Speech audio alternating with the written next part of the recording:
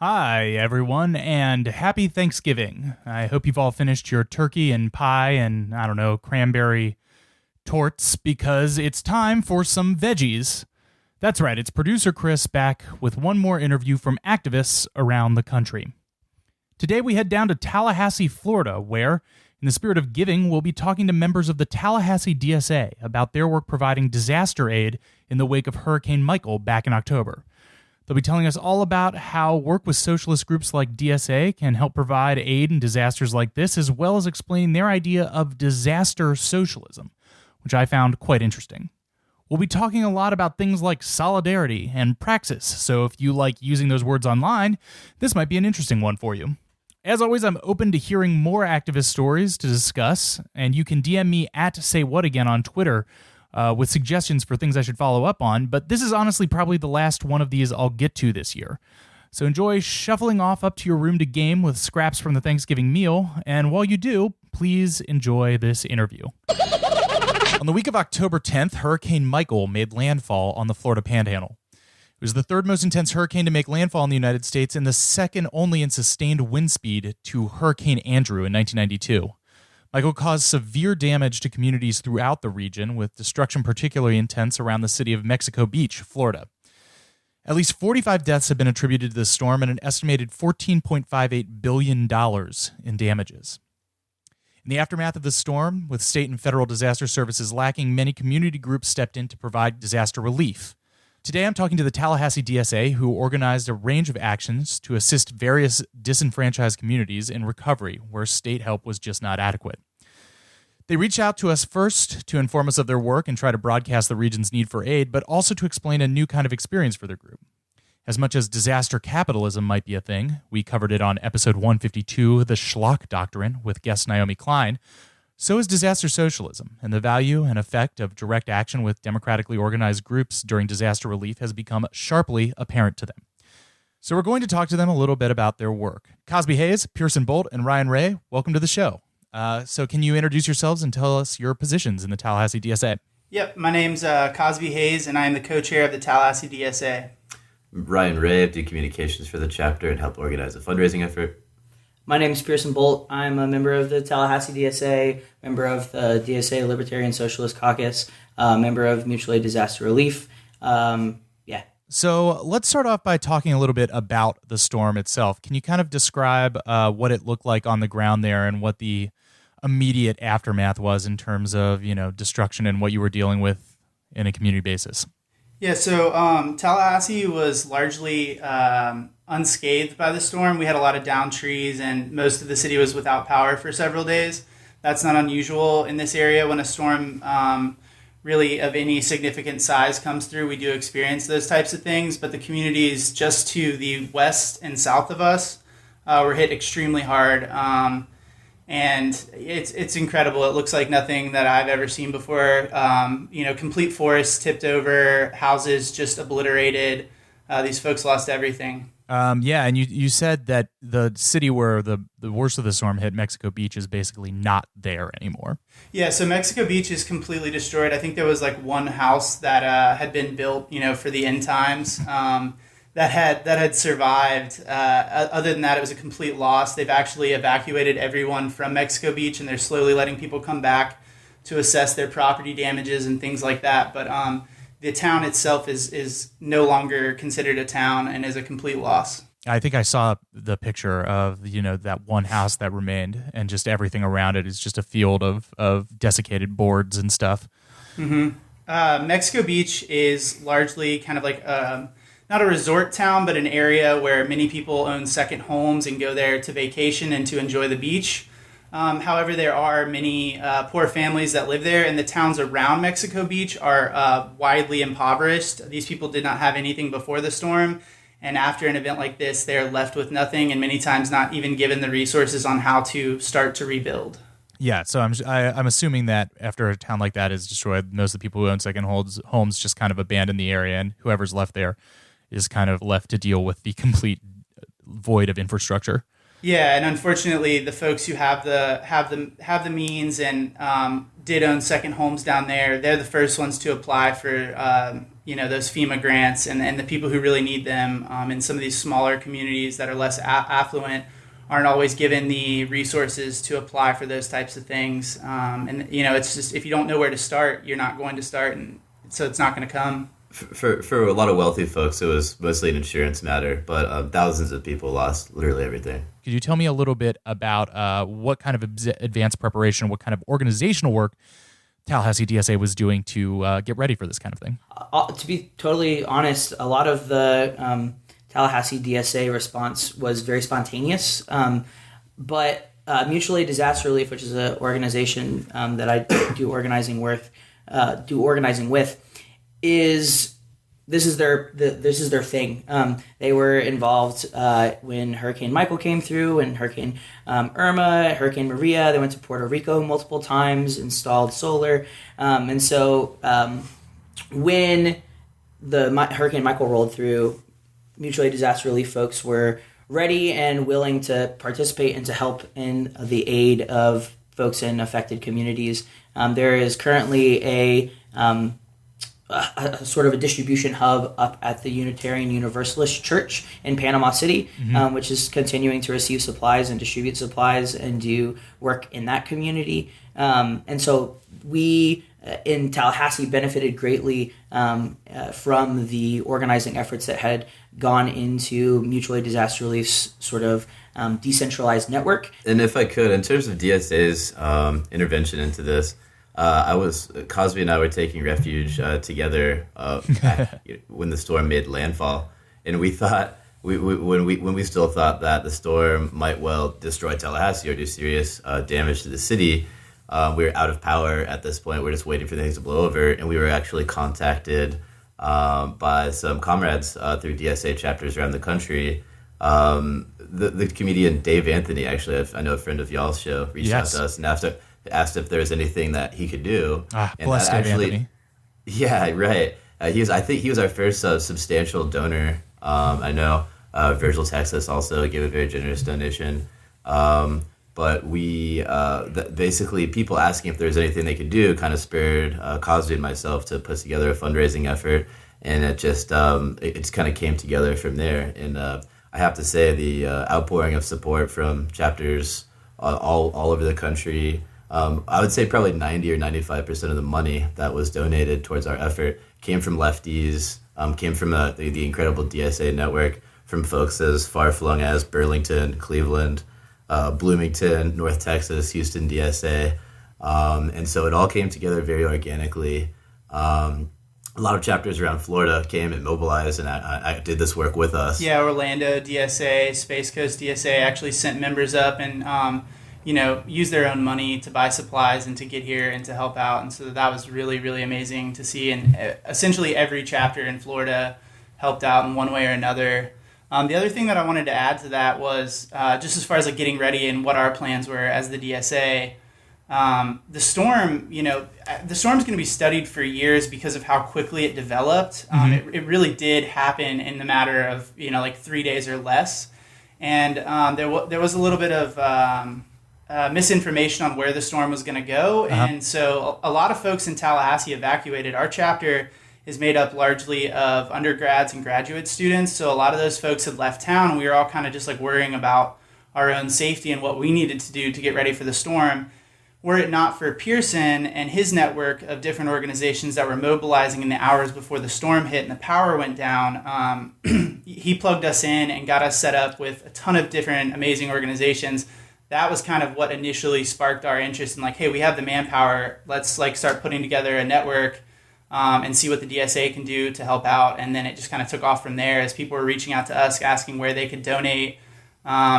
Organizations like the Socialist Rifle Association, the Florida People's Advocacy Center, the Poor People's Campaign all jumped on. We had people, local elected officials and people running for office here in Tallahassee that were jumping into the group chat and finding ways that they could get involved. So it was really amazing to have the DSA kind of be a part of that. Yeah, that confluence of forces all coming together is really what made this work well. That's awesome to hear. And we'll get into this a little more later, but I mean, that does sound great that what you have is this organization that through the order that it has is able to kind of jump in and seamlessly graft onto all these other groups working at the same time, and just having the ability to mobilize people quickly around need is one of the strongest features of having a well-working responsive organization. It really was solidarity in action. Yeah.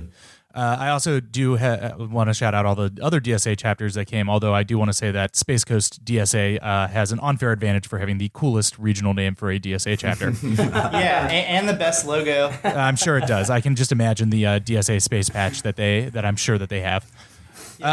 So let's talk about the aftermath then. What exactly did you guys mobilize to do? What were some of the actions like? Were you expanding effort? What did you find worked the best or was the most efficient use of your labor, and what kind of didn't work out the best? Yeah, so I'm actually from Tallahassee, so I had a pretty good knowledge of the surrounding communities to the south and southwest of here, just having spent a ton of time in a lot of these places that are completely decimated. So I immediately reached out to folks in towns like Bluntstown, Bristol, Alpha. Bluntstown. Yeah, Bluntstown. Places like Port St. Joe, and for the first couple of days, it was really hard to get in contact with any of these people because relief aid and workers were not actually able to access a lot of these towns because the primary, when people think of like rural North Florida, they might think of like farmland, but for the most part, it's actually lumber. Mm-hmm. So it's these pine forests all along the road. So when a big storm like this comes through, those trees tip over really, really easily. You got that sandy soil. Yeah, and they have really tiny root systems, and they grow really quick, so they just all tip over, and it was very hard to get in and out. But within a few days, we spent the first few days just kind of going around Tallahassee in a truck with a ton of supplies, gasoline, deodorant, toothbrushes. We even contacted a couple of local restaurants, a pizza shop that was willing to donate hot meals, and we just drove around and looked for communities that needed them rather than going to some of these larger organizations and handing the supplies off to them. We just we just took it in a direct action way and really just tried to give the supplies, put the supplies in the people's hands that needed it. What were the deficiencies of state and federal response that you saw, and were you able to, kind of actively step in to replace any of these things, even if you were kind of going around and trying to address things in kind of a as you saw them basis? Yeah, absolutely. So FEMA was pretty much nowhere to be found. The police, I saw police standing around with their hands in their pockets more often than I saw police actually doing anything, which is to be expected to a large degree. There were arbitrary, lane blockages from authorities who weren't explaining why they were cutting off certain roads. And I think probably most egregiously, while we were out in Alpha, Florida, the Customs and Border Patrol were consolidating and hoarding supplies in a localized region and making it so that anybody who wanted to get badly, desperately needed supplies had to go through a security checkpoint. And they were justifying this around fears of looting or liberating the supplies that were already stolen from people. And kind of this whole idea of disaster capitalism is very much wrapped up in a much larger resurgence from the far right and from reactionary forces. These things don't happen in a vacuum, right. And rhetoric around Muslims or around immigrants or around Mexicans is entirely designed towards consolidating state power. And what ends up happening in these disaster zones is that when that power is consolidated, it restricts the ability for actual working class people to get their hands on desperately needed supplies, which is where we came in, and we're trying to actually put people in touch with either networks or organizations, or more specifically trying to just simply put supplies into people's hands so that they could go home and give water to their children or to put food on the table for their families.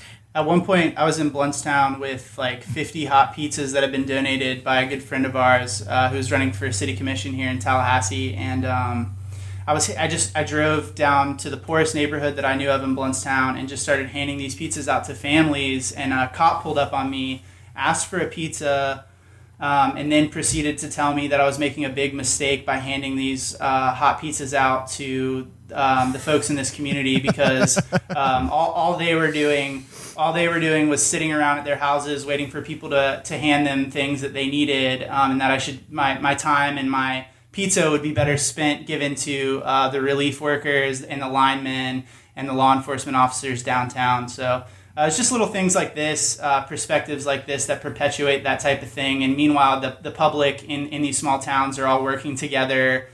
We saw people cleaning out their refrigerators, restaurants cleaning out their refrigerators, coming to the center of town and cooking over fires and on grills, and just handing the food out for free, because it was going to go bad anyways.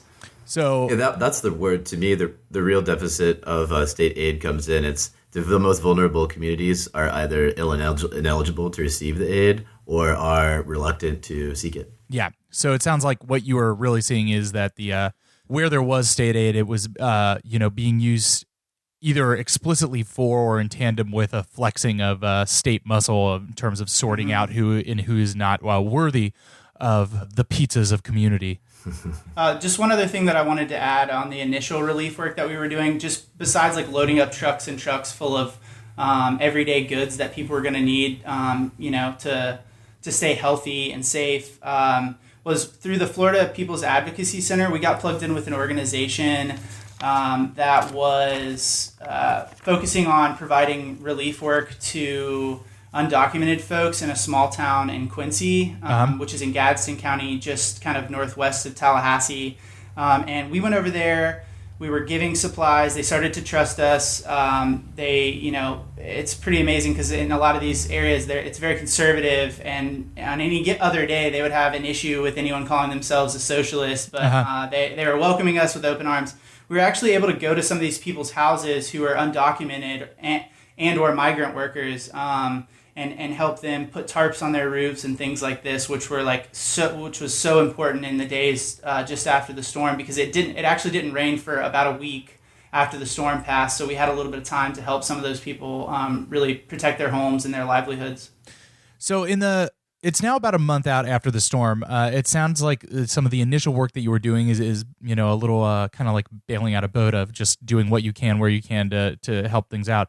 Has this coalesced into more, organized work to kind of target more effort at certain places?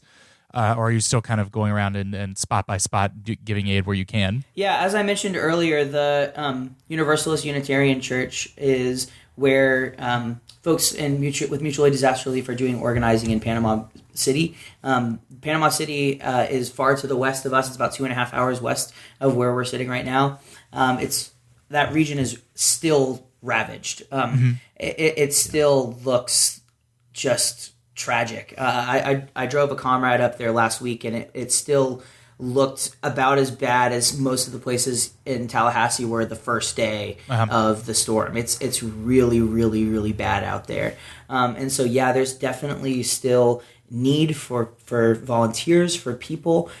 If folks are interested in coming down, if they have technical skills, if they are willing to tarp roofs, if they are willing to cut down trees with chainsaws, if they have any type of woodworking or yard working skills, and people want to get engaged, I would encourage them to reach out to Mutual Aid Disaster Relief. As I mentioned before, they're a sort of decentralized organization who are committed towards responding to disasters from a grassroots model of solidarity, not charity, based around recognizing our shared humanity and our shared need for one another, instead of the traditional sort of non-government agency kind of model of Right. The nonprofit industrial complex of let's get as much money and then I'm going to tell you what to do and where to put that money, but instead is all based around going, listening to people's needs, responding to those needs, and coming from a place of humility, of open hearts and open minds and open hands to try and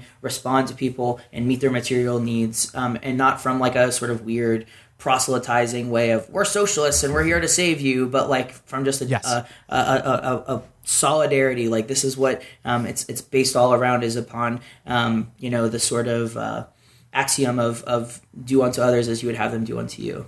Yes, and I want to pick up on that point in just another minute, but I had a few more questions about the on the ground. One point that you mentioned that I wanted to pick up on, just as we're talking about how certain communities, the more disenfranchised communities, are disproportionately affected by these kinds of disasters, not just because of the disaster itself, but because of the response and how it's delivered and what kinds of state organs they have to interact with.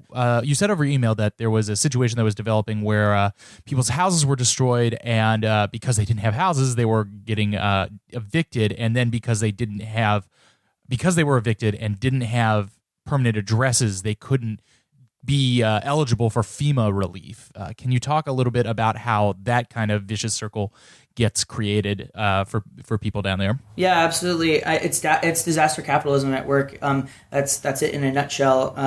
The idea was that these tenants are being driven from their homes because landlords don't want to have to put up with them and house them. They want to tear everything down and chalk it up as a loss and get those people out of there. And so people were getting 2 or 3 days notice that they had to be out of their homes, right? They had to pick up all of their stuff and leave, or else everything that they owned would be thrown out.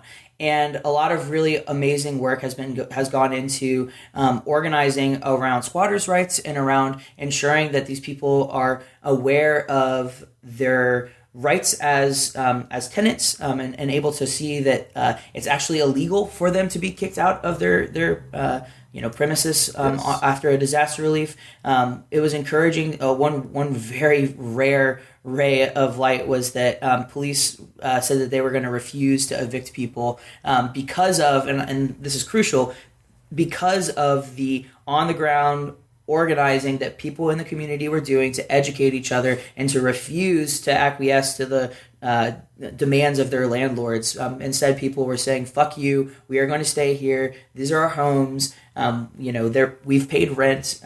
We are trying to respond and get our lives together after losing everything. And so it's been really encouraging to see folks respond to that and give people homes and give people shelter in a very sort of decentralized way. Of course, the big trouble with that, again, is the idea of the sort of top-down bureaucratic network of people not being able to get relief from FEMA because they don't have an address anymore. Now, naturally, this is part and parcel to the whole problem of hierarchy and bureaucracy in general, because it's total incapability to actually meet the material needs of people who are suffering, especially in the wake of something like a climate catastrophe-induced hurricane. And so, I think it holds a lot of. It really brings to light the fallacy of looking to people in authority to protect us, to looking to the state to protect us, or to looking to our landlords to have our back.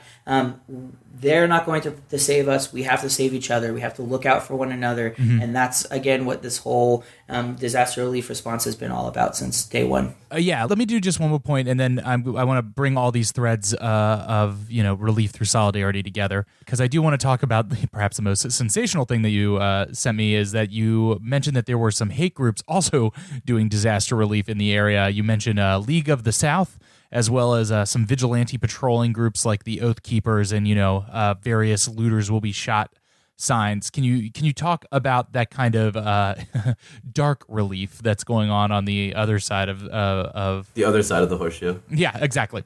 Yes, the exact other side of the horseshoe where we're both doing solidarity. Just one is good and one is dark solidarity. Exactly. Yeah. So we heard multiple reports of League of the South being in the area. I think even someone who was in our initial disaster relief chat had somehow gotten tied into their communication line and had seen that they were planning to come to the area and look out for other white people.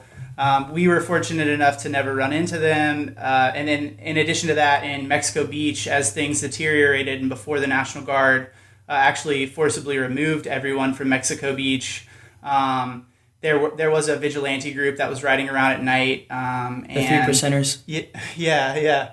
And, essentially just looking for anyone who they find suspicious. They're just trigger-happy assholes with guns who are looking, it's like this is their dream, right? It's like the apocalypse. They can just ride around and shoot poor people. Right. And people of color predominantly. I think another, big thing to hit on here, again, is like on the, horseshoe, other side of the coin kind of conversation. The whole thing is that fascism creeps by aping and parroting things that the left does really well, and then trying to incorporate them into its project, right? And this is why we're seeing an uptick in far-right and reactionary and fascist and proto-fascist groups utilizing this method of responding to disasters, because they see, holy shit, it actually works. It actually meets people where they're at. It starts conversations. It gets engaged in communities. Right. And so people see that, our enemy sees that, and they say, okay, great, we can take that. We can use that in order to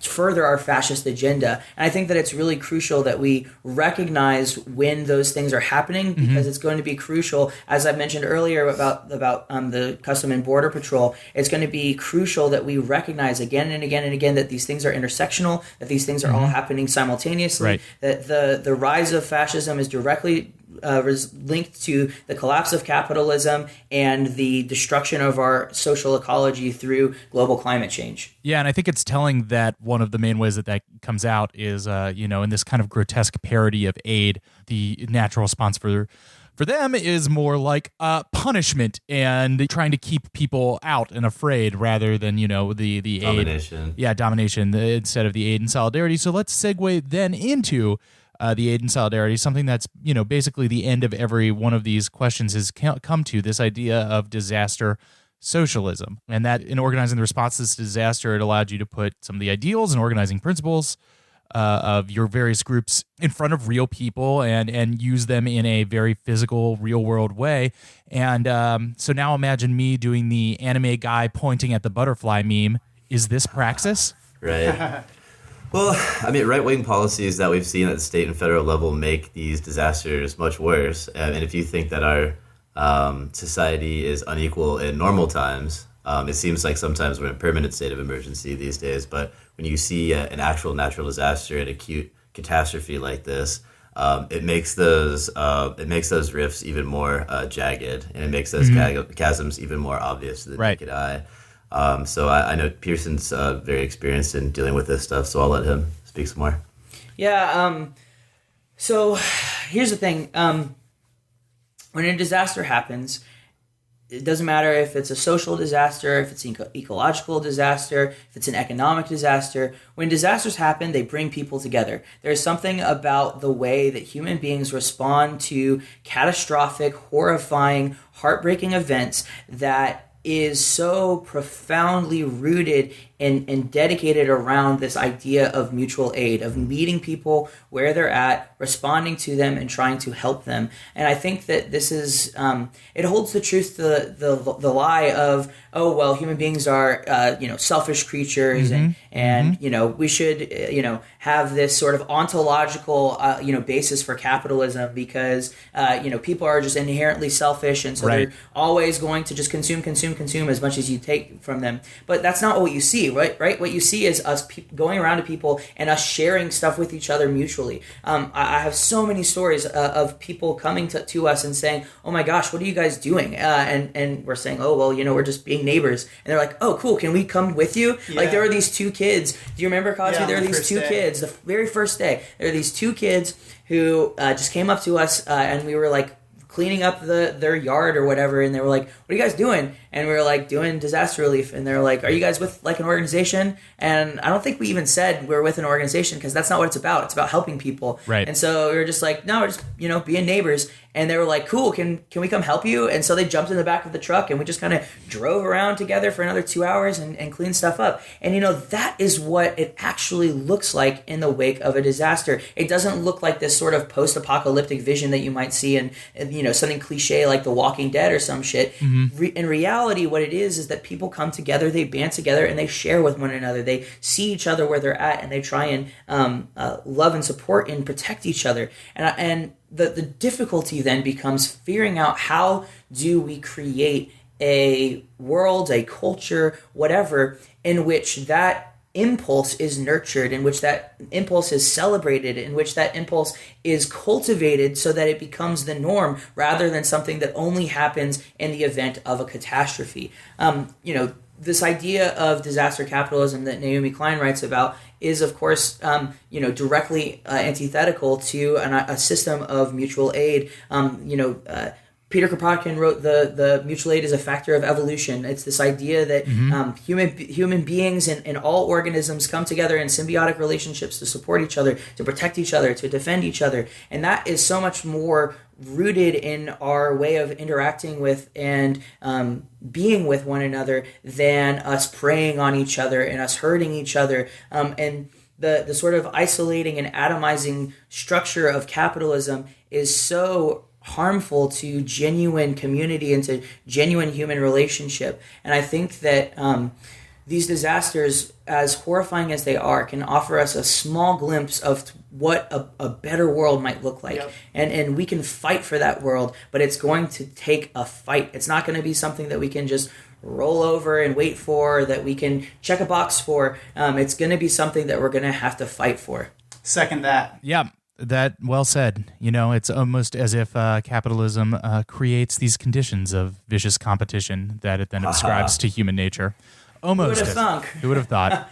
And from what you were saying earlier, I thought it was interesting about just on a practical organizational level what DSA in this area is able to do. How you effectively describe it is DSA as a conduit for these this kind of system of nationwide solidarity to kind of focus efforts at a local pinpoint, and then you all on the ground there can put that aid into a larger, more horizontal network of people, through the Unitarian Church and all the groups associated with it that you were saying, that then takes that national solidarity, puts it at a specific place, and then allows the group there to spread that out among all the people that need it on the ground there in, as you've said before, a responsive way, a place that meets people at what they need and with the people that they are there with and already trust, and that because I'm interested in, like a bureaucratic mechanisms of creating efficient distribution of systems. But, that seems like a particularly interesting facet of how this one organization that we are all a part of, DSA, can interact with other people on the ground to create a good and positive relationship with people in times of need. Exactly. This is practice. This was praxis, and we spent a lot of goodwill for the left and in the DSA. Yeah, and I think there's just a level of trust that comes from the solidarity of being in an organization like this and truly believing in it and knowing that if there's another member of the same organization on a different side of the country, that you have the same ideals and that you're willing to just jump right in and trust them. I had a woman reach out to me from East Bay DSA. She was a retired nurse, and she called herself a lifelong socialist, and she actually got in touch with our chapter. She was searching for some family friends of hers in Panama City, and she hadn't heard from them, and it was almost a week after the storm. And she had reached out to other organizations that were actually in Panama City and hadn't heard anything back. So what did she do? She reached out to the closest socialists in the area and asked for us to help out. And we were actually able to put her in touch with a journalist who worked for the newspaper there in Panama City. He was not only able to locate them, he was able to help them find a better distribution site for the dialysis that they needed, and he was able to give them locations and times where they could go to pharmacies to receive the medication that one of the older individuals they were with needed. And that all just came through solidarity, being DSA members. Hell yeah, that rocks. So let's move into a few of my final points here. What does the long term look like in terms of relief and repair in the area? And, given my nerdery and preoccupation with creating good, positive structures, what are some of the things that you have learned or gained from this experience that you can kind of put into a more long-term organizing strategy? I kind of touched on it before because I think that it bears reiterating. global climate change is not something that is a future event. It's something that is happening right now. Yes. It is something that is intimately tied to the collapse of capitalism and the rise of fascism. And if we do not take that seriously, if we do not see that as an epoch-shifting event, if we do not see it as the potential collapse of human civilization, which is what it is, then we could potentially wave goodbye to the future, either our future, our children's future, or our children's children's future. And I'm not willing to do that. So I think that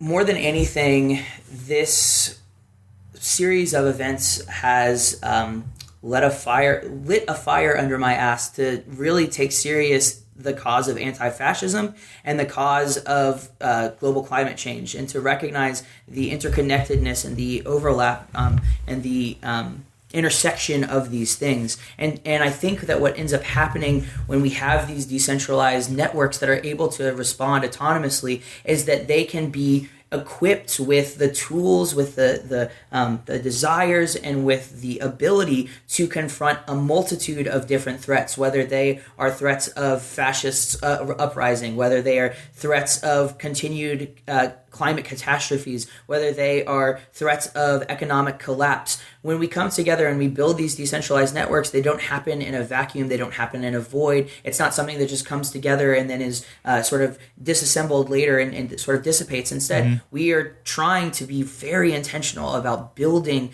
strong bonds and actual relationships that go beyond just, hey, you're my comrade, or you're my comrade, but hey, you're my friend, and I fucking love you, and I cherish you, and I want to look out for you and be there for you, and I'm going to have your back, and I know you're going to have my back. And I think that it's not said enough on the left, but like, you know, the reason why we're going to win is because we fucking care about each other and we love one another. And I think that is such an important lesson that we've kind of taken away, or at least that I've taken away, is that that love is something that needs to be nurtured, and that it's something that is going to need to turn into a fucking vicious fire to fight back. Mm-hmm. Yeah, and we've just speaking specifically about our chapter. We've had members who, they come to the meetings, but they're maybe not the most active members in our chapter, who have like slowly taken charge. They've made their own connections.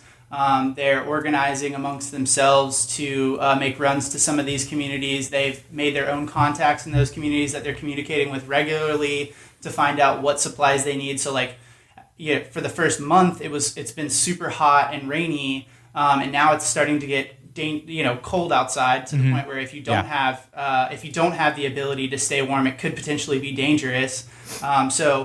We've just seen a lot of empowerment and growth in our members who have really taken charge and started leading the way. So that's been really amazing, as well as just building a coalition with a lot of these other groups that may or may not have taken us seriously prior to seeing us in action in this hurricane relief. We've had members of Planned Parenthood, the Poor People's Campaign, the Florida People's Advocacy Center, and I could go on and on, who we have built real ties with now, and that we'll be working with in the future on this project and on many others down the line. That's all so well said. And so, I mean, I'm sure that for me hearing it, and I'm sure for all of you, that must feel so precarious, but also empowering to be able to put some of these things, these ideas, into actual real world practice, whether it be just moving logs or delivering pizza. I mean, putting the ideas behind it into the world feels good, man.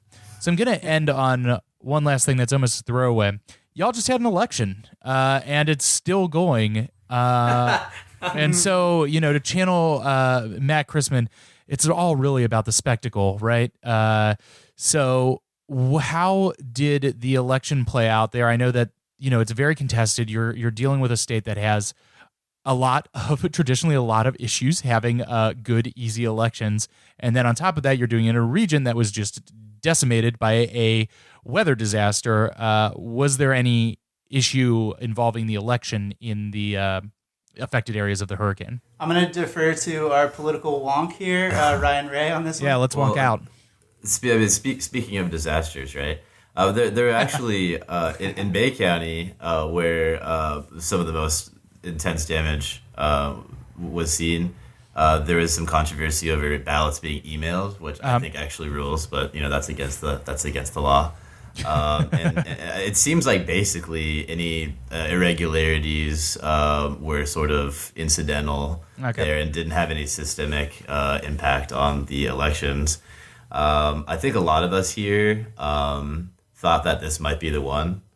We thought that Andrew Gillum in his relatively progressive campaign, probably the most left-oriented campaign for statewide office that we've seen in the contemporary period, was going to prevail and maybe even pull Bill Nelson, Senator Bill Nelson, along with him over the finish line. But oh God, that fucking Rick Scott is a true ghoul. Yeah. An actual vampire. He's a fucking Red Skull with a little peach putty pulled over his face. Oh my God, that's the perfect description of him. Yeah, I know. He literally looks like Red Skull. Yeah, he looks never terrible. noticed that before. He was famously called Bat Boy in the National Enquirer, and I think that kind of landed because it rings so true. If I could, locally, we had a left Bernie Krat-oriented city commission candidate that was successful. Nice. I ran that campaign. We sort of both have survivor's guilt over how bad the overall landscape was. But Jeremy Matlow was just elected Tallahassee city commissioner on a pretty unapologetic lefty basis. So we're happy about that. But generally, of course, our very terrible politics just continued to be really bad here at the state level. Well, congrats on your local issue. And I don't know, observing from afar, it does look like Florida might soon, hopefully with the recent enfranchisement ballot initiative, it might tip over from being the bad state to being the, I guess, kind of okay state. So good luck on that for you guys in the elections to come. And I think that's basically all I have to say. I mean, all the work that you guys are doing sounds great. And you've had really interesting things to say to, kind of put it in context of the work that you all do in the DSA. Is there any final words that you would like to say? Oh, sure, yeah. Again, I can't stress this enough. Mutual Aid Disaster Relief is doing excellent work. Almost all of the work that they have done goes unappreciated and unnoticed, and with a platform of the sort that you guys have, it would be really great if you could boost their funding and donation pages. There are some really humble people. They're some of the most genuine, fantastic, down-to-earth comrades that I've ever met. They inspire me every fucking day. They're beautiful people, and they're going to continue to do this work, and they're going to continue to need funding and support for doing that work because, as we've said multiple times on this interview already, global climate change is here, and the catastrophes that it will wreak are already having havoc on the world. I mean, the California wildfires are just another example of the kind of catastrophes that we are going to continue to see as our climate disintegrates around us. And people are responding to that using a model of mutual aid. And I think that model needs to continue to spread. So we can send you the links to their fundraisers and to their donation page. And you can maybe put in the show notes. That'd be great. Yeah, I would love to put those in the show notes, and I will put them in the show notes, and they are in the show notes. Oh shit! Yeah, great. If I could, I would just like to say thanks, Virgil, for supporting us directly, and thanks to Dave Anthony. Thanks to y'all for having us on. And Cosby and I run a podcast called Tropical Depression. Maybe listeners would be interested to check out. Yeah, we'll throw all these links in the description. And I just want to say, this is Cosby. I just want to say that we really appreciate everything that you all have done, and that all the other chapters of the DSA have done. And I want to shout out my co-chairs, Scott Chandler and Micah Maxwell. Well, thank you guys so much for coming on. This has been a great discussion, and best of luck to all your work down there, and solidarity. Solidarity, comrade. Solidarity, comrade. Solidarity, comrade. Solidarity, comrade.